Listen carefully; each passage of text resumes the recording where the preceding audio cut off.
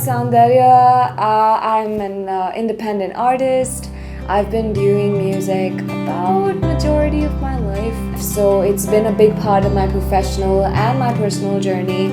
And speaking of journeys, I do a lot of traveling, and the best part about that is that I get to see so many different kinds of places. I get to meet and work with so many different kinds of people, eat different kinds of food. And all in all, I think that also makes up a huge part of this musical journey. And today I'm very happy to share small things about it with you. So, travel for me is, when I first think of the word travel, for me it's like a learning experience automatically, because it's a complete different scenery change, a culture change, audience change. So, it's something, it's like reading a new book. I love it. It's a learning experience for me. It's hard to travel and be the same person, because every time you travel you have a new perspective about life, because not everybody thinks the way you think, and it kind of like widens your mind and your opinions on things and how you look at things. So of course, like, it's very hard to travel and have a very rigid mindset. When I was 14 years old, I had visited Italy with my parents, and there was this wishing fountain. So I think looking back, that was really cool that I got to visit that little wishing fountain, and it was supposed to be a really famous place. I will always remember that I was holding that penny really close, and I was like, okay, I hope I'm able to get somewhere someday with my music. And I threw it. Always carry a book and pepper spray. Two things very important when I travel. It makes me feel safe, and it also kind of just, I know that I'll never get bored, and I can just use my book at a particular cafe, and you'll just instantly feel at home. Keep your mind open to a new experience. Keep your mind open even if you don't have you're not used to a particular situation. Yeah, that would be advice.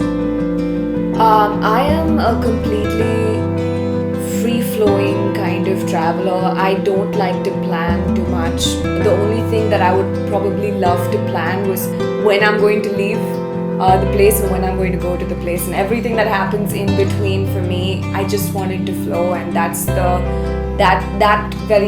really excites me, to know that I don't know what I'm going to do tomorrow there, and it's like a world of opportunity. You can do anything you want, you can go anywhere you want, there's no itinerary, and that is very important, and that really excites me.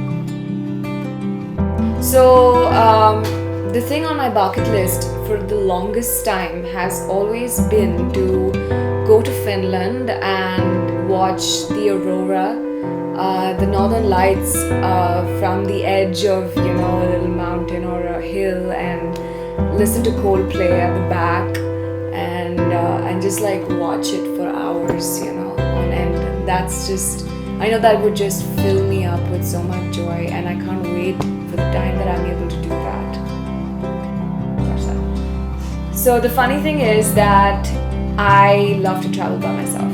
So I don't really have a dream travel companion. I feel like I would have fun with anybody I travel with, but it would definitely be somewhere in Europe, in like a wooden loft kind of situation with glass and overlooking countrysides, and where I can make music.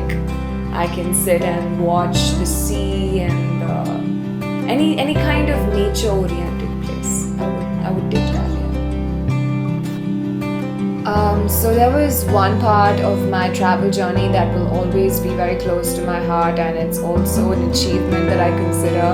On 19th Feb this year, I did my first trek, and my first trek was one of the most arduous treks I've ever done, to Tiger's Nest in Bhutan, and it took us 2 whole hours to climb up at an elevation of about 3,120 meters above sea level, and it was so gorgeous, and you can see the entire forest below you, and how small you are in that forest, and how insignificant you are.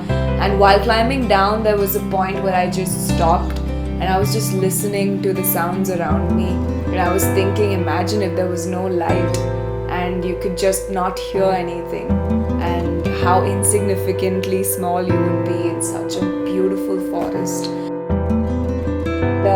Well, I started doing music when I was at the young age of 8, and now I'm 24, so it's been a while. It's definitely something that keeps me grounded. It's definitely something, it's like a dopamine boost whenever I need it.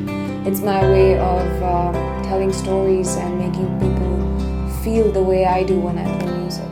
So yeah.